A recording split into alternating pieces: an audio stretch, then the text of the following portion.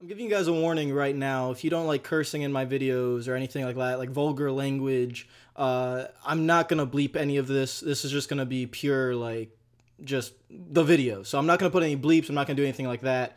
This is just going to be just my video. And if you guys don't like that, I apologize. If you do like it, well, stick around, because the first thing I want to say is fuck Denny Hamlin. I'm going straight into this. I'm just going to avoid the first half of the race. I'll give the stage results, you know, in the second half of the video, somewhere around there. But I know what you guys want to talk about, what everyone wants to talk about, and it's the end of the race. So let's just go. I don't have the footage of the early on in the restart, but Chase Elliott was racing Brad Keselowski, and Chase Elliott moved Brad Keselowski up the racetrack, and that way he could get into the lead with Denny Hamlin coming below him. Now, I'm going to show the footage now of Denny Hamlin, basically, well, you guys can see what happens, and just so you guys know how I felt about it, my friend recorded the initial reaction, so I'm just going to put that on the screen right now.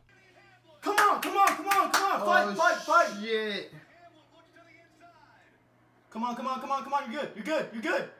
You're good, you're good, you're good, you're good, go, you're good, you're good, you're good. No, what the fuck? He fucking dunked him. Shit. What a fucking piece of shit.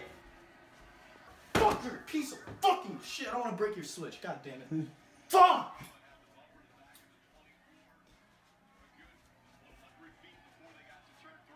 The one thing you don't fucking do. The one thing you don't do as a race car driver, you don't fucking dump the guy. What a fucking twat, man. What a fucking twat. What a fucking idiot. Damn. 24 and the 11 having a difference. And you can hear the crowd.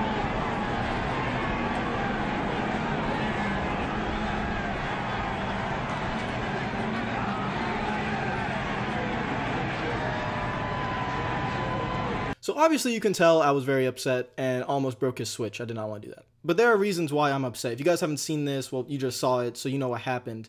And then at the end of the race, I'll play that footage as well. Kyle Busch would go ahead and just win the race in an absolute melee of just a bunch of beating and banging, short track racing everywhere, and then they wreck coming across the finish line as well, and it was just absolute insanity. The one guy you gotta give credit to is Martin Truex Jr., because he never touched Kyle Busch, and Martin Truex Jr. Everyone knows he's one of the nice guys out there. He could have easily run into Kyle Busch, and I would have applauded him for doing it, but Martin Truex Jr. is not that kind of guy. He didn't run into the side of him. He raced him clean, and you know those two are probably gonna be racing for a championship at Homestead. So now it's on the other side for Kyle Busch to race Truex clean. But let's get into the Denny Hamlin Chase Elliott thing. So let me put it this way.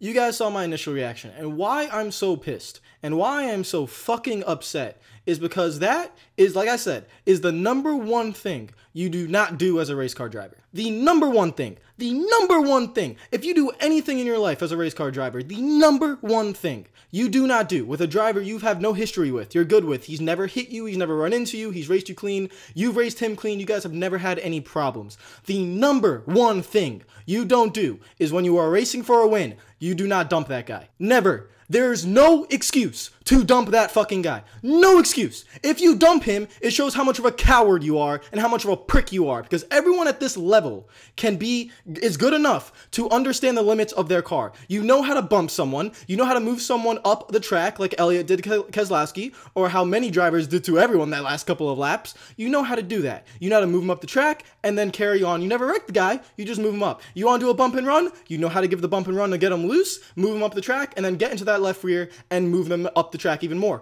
You do not, and I repeat, you do not drive them straight into the fucking corner, jack up their rear wheels to the point where there is no chance that car in front of you makes the corner. There was zero fucking chance of Chase Elliott making that corner the second Denny Hamlin decided to completely jack up his rear wheels and not get off the brakes. He didn't even try. He just went straight into that fucking corner and just dumped him straight away.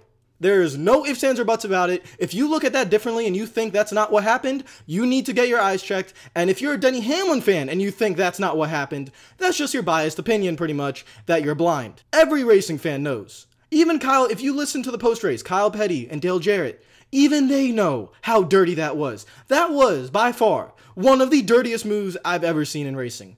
At that level, I've seen worse things. I've seen in the truck race, I've seen guys, I don't remember the exact guys, but I remember Austin Cindric dumping someone for a win. But that's the truck series, that's the Xfinity series. Those guys are still learning, you know? It can happen at that series, even though it's still not acceptable, but that's a learning experience. Denny Hamlin has been in this series since 2006, probably even 2005. I don't know which one, but 2006. He is a veteran, he's a professional. I really like Denny Hamlin. He's a very talented driver who I think should have had a championship by now. He just had some bad luck along the way.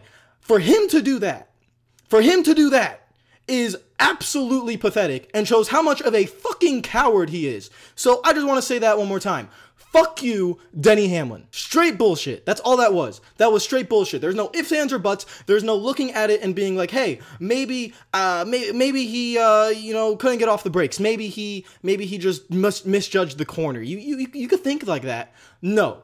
At this level, all these drivers are good enough. All of them. Even Trevor Bayne, who had a really bad day today, but somehow finished 6th, so he actually did pretty well. But still, all of them, they know what they're doing. They are good enough to know what they're doing. They are good enough to control their car, how to control their car, and what they want to do to that driver in front of them, especially at Martinsville. This is not like a mile and a half where you get underneath someone, you get loose, and then you wreck them. That happens at mile and a half, so you're going very fast. At short track racing, when it's like this, the number one rule, you don't dump the guy.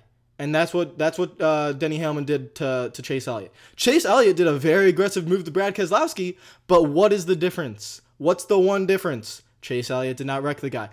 You can say it was very aggressive. You can even say that was dirty. I do say maybe that move was a little bit dirty. That was really, really dirty. But with about 25, 30 laps to go, if you guys remember watching the racing between Keselowski and Chase Elliott, that was fantastic racing. They were both beating and banging. They were both moving each other up the track. That is called great racing. That's how you're supposed to do it. And then Chase Elliott moved Keselowski out of the way, never dumped him. Two completely different things.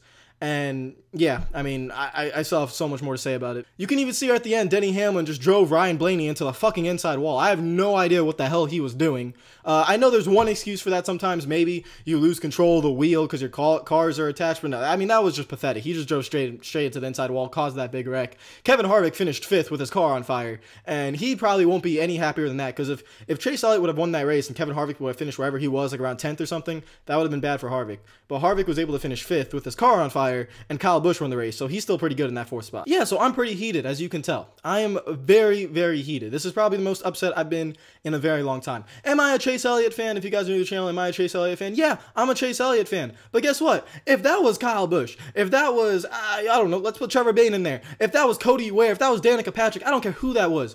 I don't care if that was a monkey in that car. I would have been very upset for that monkey. Because that is the most bullshit move that can happen to you in racing. It's if anyone who knows anything about racing, that is straight bullshit. That does not happen at a level like this, and just accept it. What makes me even more mad is that Denny fucking Hamlin had the audacity to lie about it in his post-race interview. Go listen to this.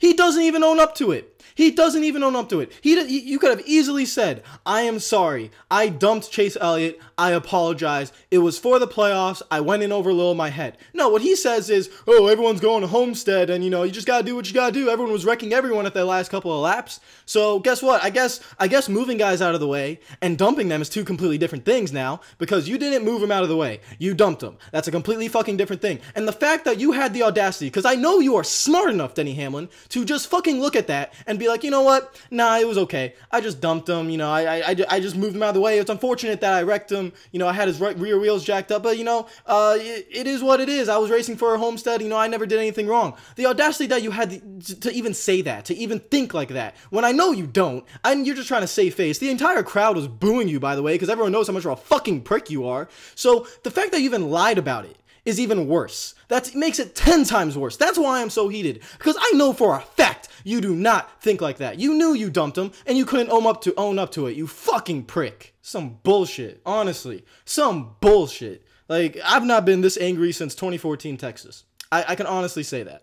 Because even then, I look back at 2014 Texas now, and I'm thinking to myself, you know what?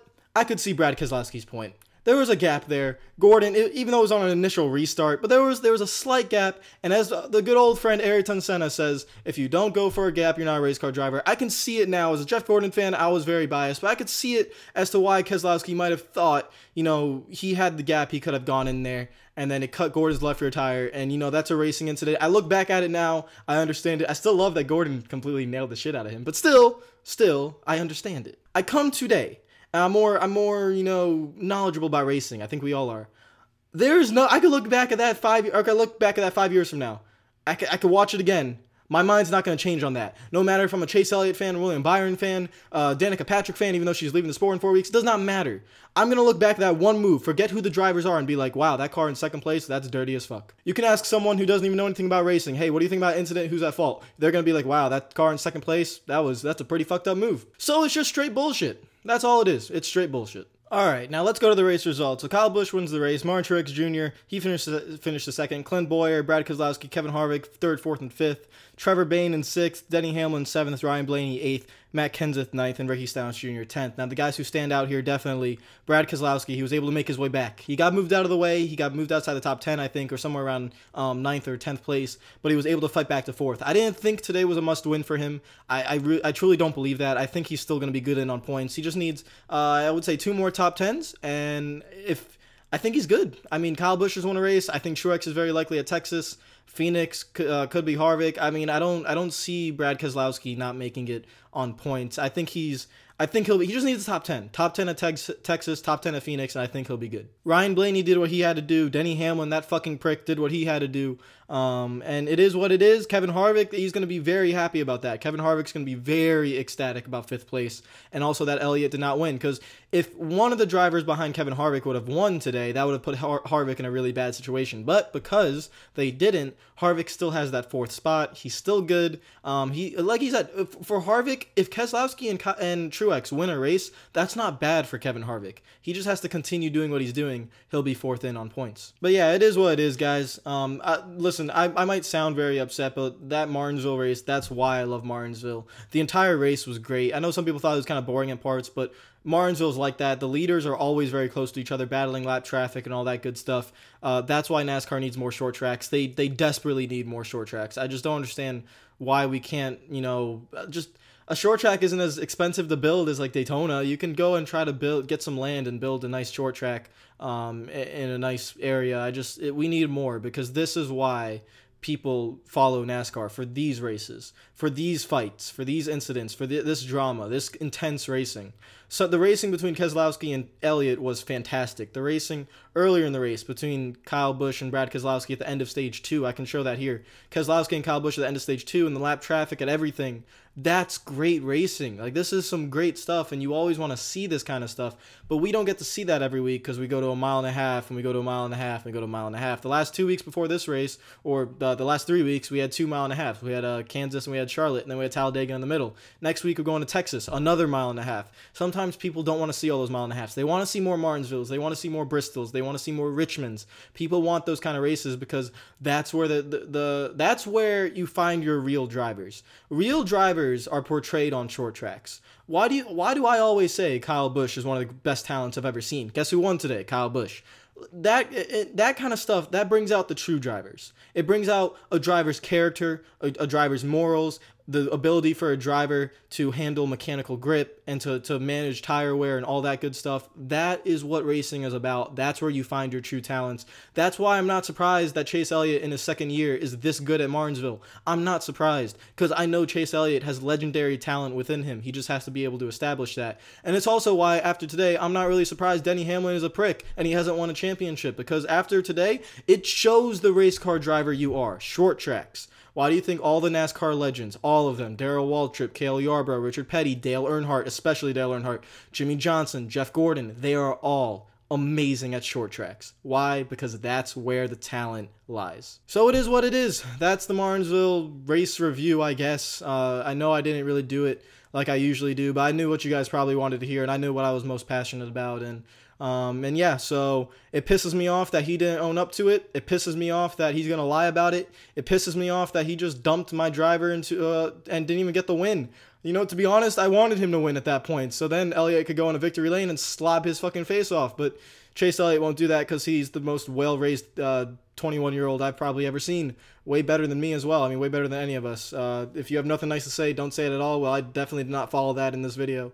So I can't live up to that. But that's because of this video, and that's just, you know, that's how I feel about it. And I mean, I'm gonna be real. Like, that's just how I am. If I was Chase Elliott and I got dumped like that, I would have slobber knocked that fucking guy. Whoever did it to me, I would have straight up walked out of that car and punched him in the face.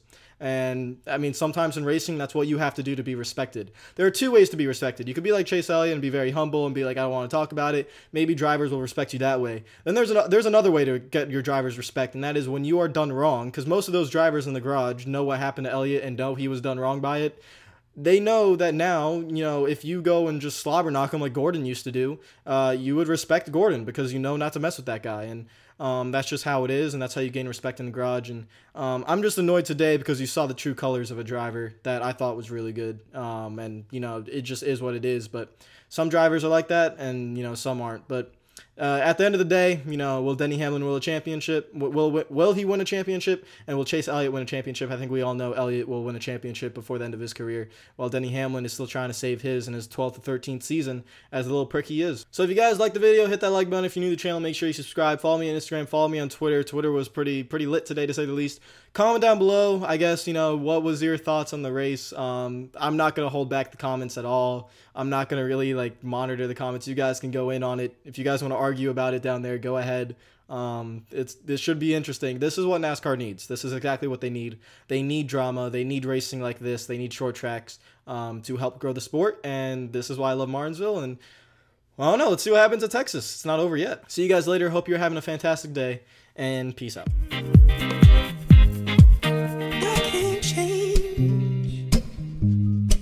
Even if I tried, even if I wanted to, and I can't change.